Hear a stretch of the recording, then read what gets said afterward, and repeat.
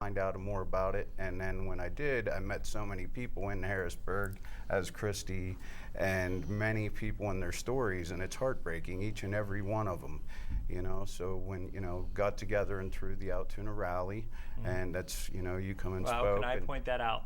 I was lucky enough to be invited to the rally, the first ever rally that was held in downtown Altoona in October. For it being a last minute thing, I was very impressed with the turnout. It was very nice. That was 12 days. Yes, and I met some of the most incredible people. I met families that traveled in from definitely out of this area. They brought their children in. And what people don't realize is that these parents are at their wits' end. They bring their children there, and the only thing they're asking for is compassion. Now, you touched on an area that could be controversial, and I know the whole issue is, but I want to touch on that briefly. You talked about how it's basically killing cancer cells. Yes. One of the things I want to say in my own personal experience with dealing with multiple sclerosis is this. It's not about curing it for me. It's about pain management and symptom management. Correct. One of the things I found out in my own life is people with my disease deal with something that's called spasticity. Basically, your muscles, your joints, your legs lock up. They're like petrified trees. And that causes extreme cramping in the legs, the arms.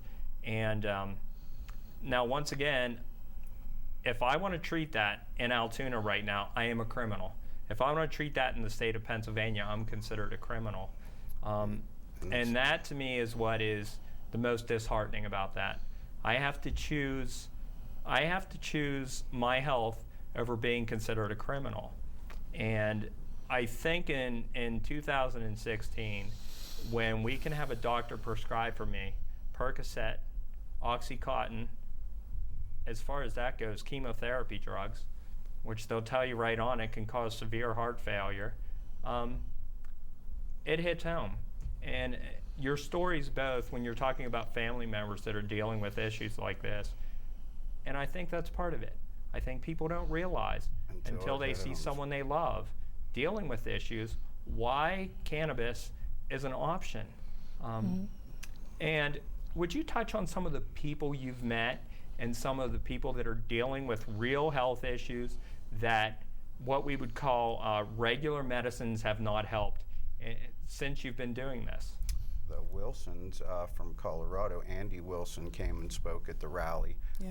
They had to leave Pennsylvania from Bellwood and move to Castle Rock. They're living in Colorado Springs in help of Realm of Caring to be able to get the oil, for the cannabis oil, for their daughter Marley, which is doing pretty fantastic. And we could we touch on that briefly? Well, that has a name. I believe it's Charlotte's Web. Is it Charlotte's Web that they're giving to the children that have seizures? Is that what it is? There is Charlotte's Web. There's several. Yeah, there are several different.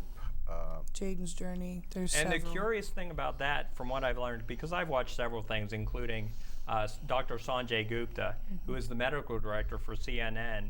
He has done several documentaries on the benefits of medical cannabis. And the big thing he points out, this oil isn't to get you high. No. This oil actually takes out all the opiates in it, and it's just treating the children with their seizures. Yep. And this has such a stigma attached. Do you think possibly with programs like this, with the work you guys are doing, what do you see the future as? Do you feel hopeful? Do you feel that this will get passed for Pennsylvania? Yeah. I really think we're going to get this passed. I see a lot of hope for Pennsylvania. I see a lot of hope for a lot of people that are dealing with a lot of different things, from opiate addiction to eventually, you know, I can see us 5 years down the road using cannabis oil and allowing vaporization for opiate patients to get them off of the opioid addictions, to get them back to real life situations where they can be productive. Can I stop you right there? One of the things you just said that I don't think a lot of people understand, and I know they don't understand this, is you don't have to smoke. You don't have to smoke cannabis. No. You don't have to smoke marijuana. There are delivery systems now available to people where they have edible forms. You can get it in chocolate. You can get it in gummy bears. Topicals, tinctures, oils itself, concentrate oils. Now, edibles will not be allowed in Pennsylvania. Right. No. Commercial edibles will not be allowed. They are going to allow within the bill that you can make your own at home. They have to be kept separate from everything else, and they have to be discarded if they're not used within. And let me touch on that with you. Could you explain why that is? I know why it is, but could you explain why there is the fear from the edibles? The fear with the edibles is several different things. One, there's no way of telling a normal brownie from a medicated brownie, for one. Two, the dosing is so much different. Once you get to the point where you're cooking with it, a lot of people use a concentrate oil and bake their edibles out of the concentrate oils. Once you concentrate it down, and you have no real way of completely knowing how much dosing you're putting into something.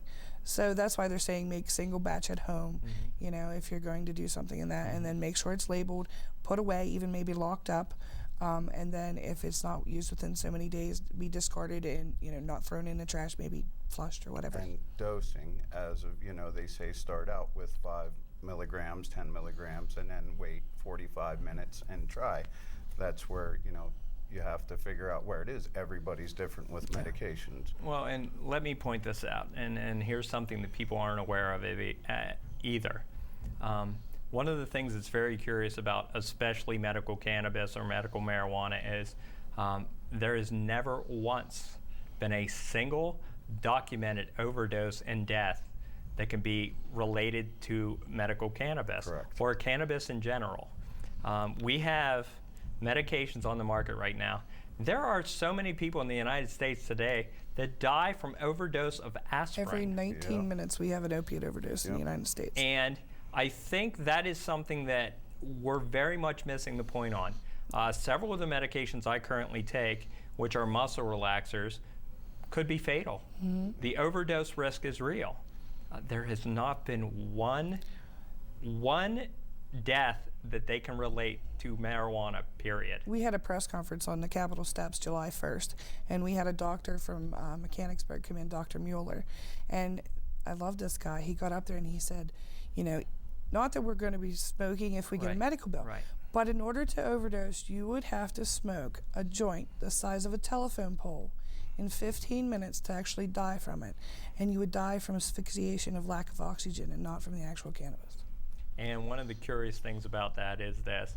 They actually did a study that was initiated by Mayor LaGuardia out of New York. And they were looking to prove the negative impacts of marijuana. And by the time that study was done, his experts even proved there was no negative effects when it came to causing deaths. So he couldn't have an argument with it.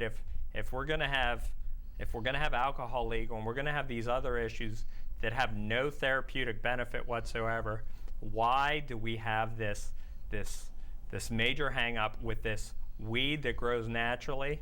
And what I'd like to do is in the last segment, we'll touch on that a bit. But the last thing I want to talk about in this segment is the fact that what can we do locally?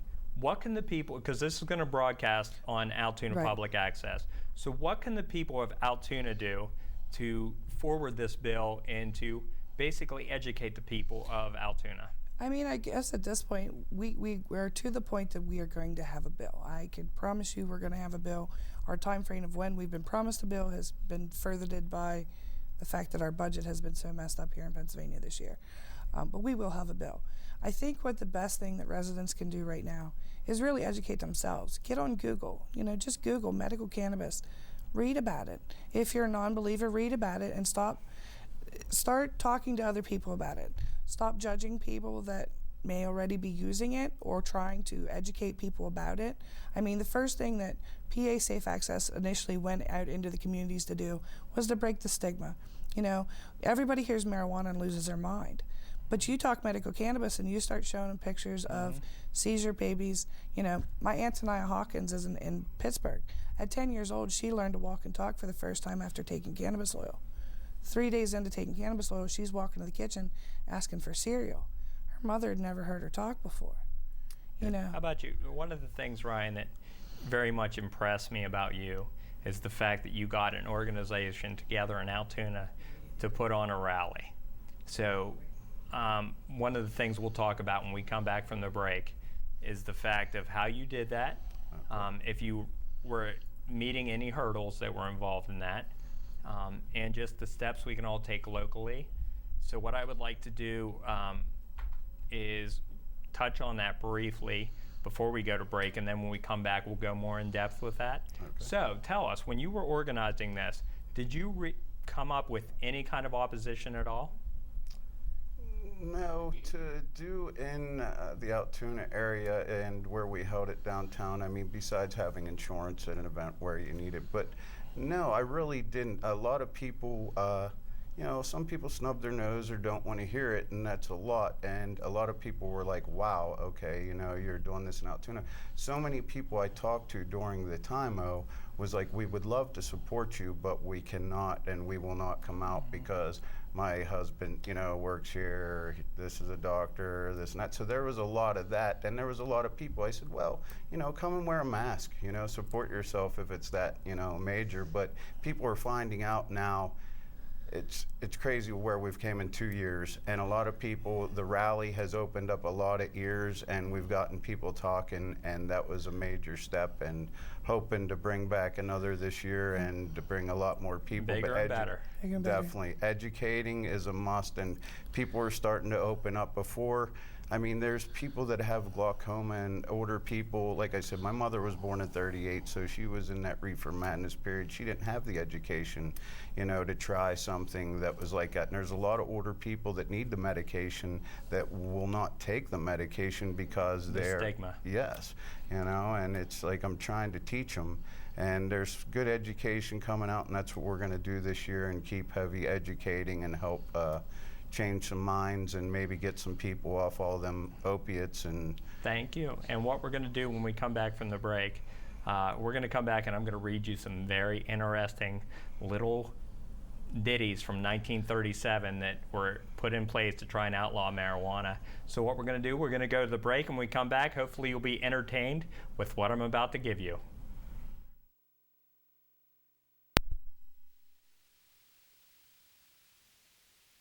In the small town of Elmira, New York, a boy was born into an all-American family. The odds of him achieving his dream in the fashion industry? 1 in 23 million. The odds of having a child diagnosed with autism? 1 in 68. I am Tommy Hilfiger, and my family is affected by autism. Learn more at autismspeaks.org/signs. You always made sure I brushed my teeth. You told me that smart was cool. You always told me to dream big.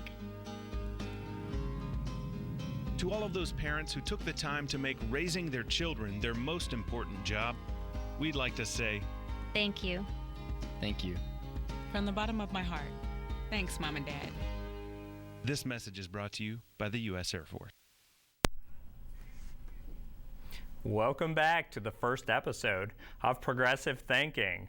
And Christy, you had something you wanted to touch on there before we went to break. Go ahead and clear that up for us. Yeah, you were talking earlier about, people not wanting to speak up, and Ryan was also about because of the stigma of marijuana.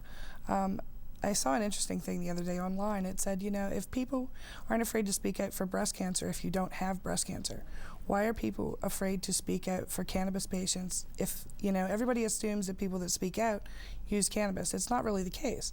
It's as in the same case with breast cancer. Not everybody that advocates for breast cancer awareness or raises money for them has breast cancer. So it's kind of the same thing. We need to break that stigma and get more people talking. Well, one of the things I posted a Facebook posting a while ago, and I put up a picture of what you think cannabis is about. And it was a picture of Cheech and Chong. Mm-hmm. And I posted another picture that beside it that said what it's actually about. And it was a child hooked up to machines who had her 50th seizure of the day. And that goes back to the stigma that has been attached to cannabis. Yeah. And one of the things I wanted to, if this wasn't such a serious issue, this would be humorous. But it's not humorous but I'm going to read you something, and you've got to hear this because you're going to appreciate it. There was the first drug czar. They didn't call him that at the time, but this was a man named Mr. Anslinger. And what he tried to do was outlaw, at the time they were calling it marijuana, because they changed the name from cannabis so it sounded more Hispanic, so it wouldn't have so much appeal. I'm going to read you this. This was said on the floor of the Senate. There are 100,000 total marijuana smokers in the United States. Most are Negroes, Hispanic, Filipinos, and entertainers. Their satanic music, jazz, and swing result from their marijuana use. This marijuana causes white women to seek sexual relations with the Negroes, the entertainers, and others.